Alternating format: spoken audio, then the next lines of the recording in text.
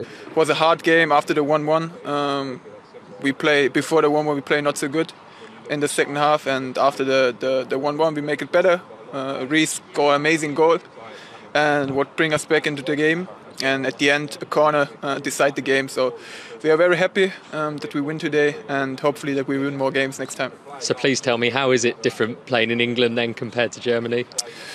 The game is totally different. In some situations you have a lot of more space because the field is very big and you can make a lot of runs like we have in the first half after we lead 1-0. But yeah, when you come out of the cabin in the second half, the game was totally different. It changed completely, and the other team, Brighton, does very well and give us a lot of problems. And of course the facilities and the strength of the defenders. I play against 3 massive defenders. You don't have something like that in Germany. So yeah, I'm happy to be here, and I think it was a good first game for me and for the whole team. Be here. What did you make of it? It's only very early days, but his all-round contribution. Very sharp. He's somebody I'm very impressed with him. Would like to see him get a couple more chances. I don't think they created enough for him. But like I say, once he gets it and he gets himself in that position where he's in, for me, get himself in between the 18-yard box, let the other guys do all that work outside. I think he's going to score a lot of goals here. It's interested in him, hearing him saying about the 3 big defenders. For me, even better for him to stay in and around them and start making runs in those little holes, what the guys will be able to create for him. And this is a guy who's played 200 times in Germany, and still, after 1 Premier League game, is noting the big difference. There is a big difference, you know, because the Premier League is quite diverse, and he's going to come up against different teams. When you look at the Bundesliga, you're talking about Dortmund, Bayern, Leipzig, and Leverkusen. They're probably the top 4 teams in the Bundesliga, and every team plays the same, more or less, like they do in Spain and France. As Wright, he said, the Premier League is so diverse. You come up against different formations, different players. You still got to go to Burnley yet, right? You still got to go to Burnley. That'd be a shock for him. But that's when sometimes when you buy these German players, because they're efficient, they know the jobs, they're strong, they're mentally tough, and whether he's playing up against a 6'6" striker or a 5'8" striker, he still will make the same runs. It looks like he doesn't mind getting a knock. It looks like he's quite robust in what he does. He will score goals for this Chelsea team. Let's hear from the man then that signed him. Here's the Chelsea boss, Frank Lampard. Frank, you got the points. Did you get the performance that you wanted as well? Yeah, I did because to come to Brighton and win is a tough ask for everybody. We've only had a few days to work as a team, new signings in there, so I didn't expect the kind of football we're probably going to want to play. That takes time and a bit of work, and that will come. But today, when you can't always produce that, you have to dig in, you have to do things well, do some of the more difficult side of the game, sometimes the defensive, the resilience, throwing yourself in front of the ball in terms of defensively. Our centre-halves, I thought, were fantastic tonight, and we get our goals, so I'm pleased. Tough place to come. And what did you make of your debutants? Because there's been a lot of talk about Timo Werner and Kai Havertz. Yeah, I think Timo's speed to win the penalty, because the ball had a lot on it, slightly overcooked, and he got there and was sharp and showed threat all night. He's a very mobile player. Comes into midfield areas straight away, ends up in high areas and being a threat. So I liked his performance, and we'll see more of that. And with Kai, similarly, I think we saw some lovely touches, some really good work ethic from him. I loved his run back to defend for us as well. But what Kai's going to bring is a lot more than that, and that will take time. He's trained for 4 days. He's not particularly fit. I think to get the minutes out of him today will only be good for him in his first little step in English football. He's going to be a huge player for this club. They both will. Brighton definitely had their moments, so it was critical really that you got yourself back in front as quickly as you did, and what a goal as well from Reece James to do it. Yeah, it was a great goal, and what pleased me most, of course, the strike, but the position he ends up in. We want Reece in those positions. He have quality to produce crosses from inside areas, but sometimes to get shots away, and he did that. And yeah, it was perfect timing for us, and that's what you rely on. Players of quality to produce moments. It was a tough match for us, as I keep saying. So a real moment of quality from Reece, and there'll be more of those. As much as it's a poor result for Brighton, they've got to take confidence in that performance. OK, so 3-1 Chelsea have won at Brighton. Wolves earlier today are getting off to a winning start as well.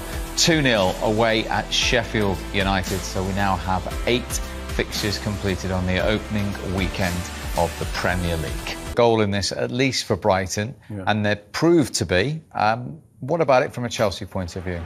Well, I think it's for me, it's down to the goalkeeper. I think that I think when we do see it, it maybe comes, it might be a little bit unsighted, but when you see where that is, I think that he has to save that.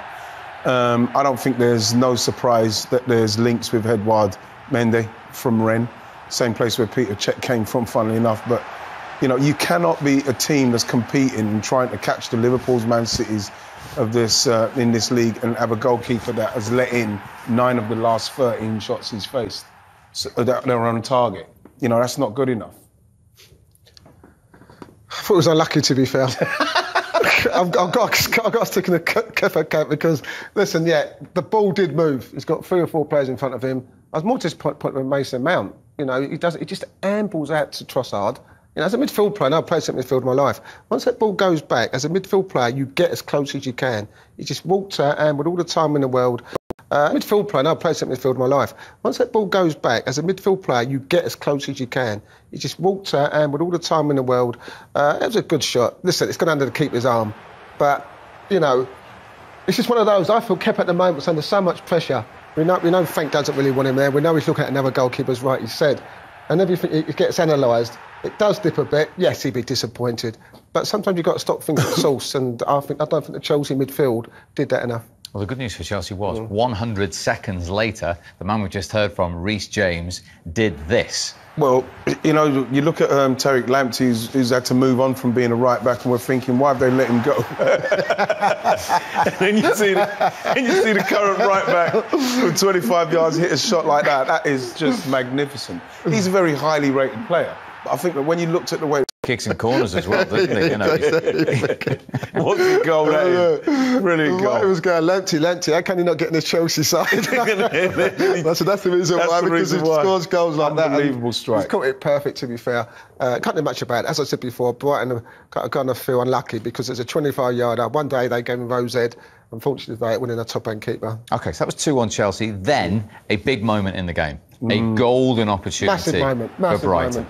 And you said, you know, Brighton did OK. They played the ball well. They passed it in the right areas. When you play against the top teams, the Chelseas and Man United Cities, you've got to score these. You have to score these. And it just shows the deficiency, as Wright mentioned before the game, about Chelsea's defence. They're all at 6s and 7s. You should never allow the player of that calibre, a centre-half, right head of the ball with all that space to score. He tried to put too much purchase on it. He tried to flick it when he actually just had to hit the target. So they'll be disappointed. That goes to 2-2, and then they're back in the game. So they'll be disappointed with that. It's, you know what? If you want it to fall to somebody in there, it's probably Lewis Duncan. The way he plays for Brighton, I was very surprised he missed that. You know, it's a very easy header. You don't need to do anything with that, like I've said there. But like, it's you know what? It weren't their night. It weren't their night tonight. You know, you could see it was more Chelsea's night with the luck they had, even with their third goal, which we're probably going to see. And like I said, they gave away the first goal. You cannot give them these chances. That there, just head it towards Kepa. Just head it towards the goalkeeper. Don't try and do what he's done there. He's trying to guide it into the goal. There's enough goal there. For me as a striker, you just head that straight into where it's coming from. And if the keeper saves it and you think, oh my gosh, how's he saved it? You cannot miss the target there. That was one central defender at one end, and then at the other, Kurt Zouma off the goalkeeper, and with Liverpool's goalkeeper, they will save games for you. They will win games for you. Chelsea won't do that with Kepa. When I was talking to Frank before the game, we're under no illusions. We lost 11 league matches last season and still finished in the top 4. And if they're going to close the gap, then they have to eradicate that. Of course they do. Whether it's Kepa, I don't know. I mean, that's right. They're looking at someone else. But just as a unit, you've got to defend better. You know, I kind of look at Chelsea as a little bit of soft touch. You know, really, really do. They played all a nice football. We talked about Loftus-Cheek tonight. He was so frustrating, me and Wrighty. You know, for someone with so much talent, he's not a kid no more. You know, he's 24, 25, a young man. This was a chance for him to kind of grab the game and say, listen, I'm still here. You know, especially with the players coming in, he's not. You know, and they're so soft in areas. They need to toughen up all over the park. Yes, you can look at Kepa, but you also got to look at Duncan, three-headed there. Where's the centre-halves? You know, it's a whole unit sometimes. I think it's easy to blame the keeper because he's the last of the defence, but sometimes the whole unit from the back 4 to the centre midfield players have got to defend the goal better. And it's easy to blame this keeper because he makes a lot of mistakes. And you always blame him by the looks of it. No, it's there. The stats are there to see. You know, when you look at the amount of goals, I'm not sure. 13 shots on target, he's letting 9. But is he as made as many mistakes as David De Gea last year? Well, No, it's there. The stats are there to see. You know, when you look at the amount of goals, I'm not sure. 13 shots on target, he's letting 9. But has he made as many mistakes as David De Gea last year? Well, because he's the last of the defence. But sometimes the whole unit from the back four to the centre midfield players have got to defend the goal better. And it's easy to blame this keeper because he makes a lot of mistakes. And you always blame him by the looks of it. No, it's there. The stats are there to see. You know, when you look at the amount of goals, I'm not sure. 13 shots on target, he's letting 9. But has he made as many mistakes as David De Gea last year? Well, this is the question. And because he's the last of the defence, but sometimes the whole unit from the back four to the centre midfield players have got to defend the goal better. And it's easy to blame this keeper because he makes a lot of mistakes. And you always blame him by the looks of it. No, it's there. The stats are there to see. You know, when you look at the amount of goals, I'm not sure. 13 shots on target, he's letting 9. But has he made as many mistakes as David De Gea last year? Well, this is the question. And get on it, or he wants to start drifting out left. I think Havertz could be as a number 10 for me. I don't think, you know, at Leverkusen where he's played as a centre forward all last season, not used to running back, you know, with full-backs and that. I think he hasn't got the pace. We saw one time when he give it away and he had to kind of get back, but that's not his game. You don't pay £90 million for someone to keep chasing full-backs back. So I see him as more as a number 10. Whether you can go with a Pulisic and Havertz, I don't know, but it's the balance of the team that's so important for me. And when you look at Liverpool's top 3, City's top 3, Man United's now top 3, you know, they play consistently every week.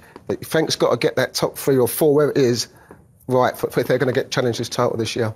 The thing with Timo Werner, with his pace, once he does get to the pace of the Premier League and the actual system, what he's going to play, I don't know what it was today. Was it a 4-2-3-1? And if that's the case, then he will stay right in the centre, and he's got to learn to do that, because if you're going to have Pulisic, Havertz and Ziyech, then that's enough chances for you to stay in there and not start to drift out. Probably, if it's me right now, that's what he'll probably have to learn to do, because I don't see him playing anywhere else in respect to the way Frank wants to do it, because I see him as their goal-scoring guy. So it's going to be interesting to see how it works, because the rest of those guys, they play those positions, and they're the creativity for him to be the end product. And some nice touches from Havertz along the way tonight. Yeah, I think that it was one of those situations, again, where he's playing against a team that you'll see is Brighton, and the game's what he plays in Germany. You know, it's a similar kind of intensity, but nothing's like the Premier League and what this Brighton team, how this Brighton team played today. But you could see his left foot looks very nice, got some nice touches. Seems very, very calm and cool about the way he plays the game.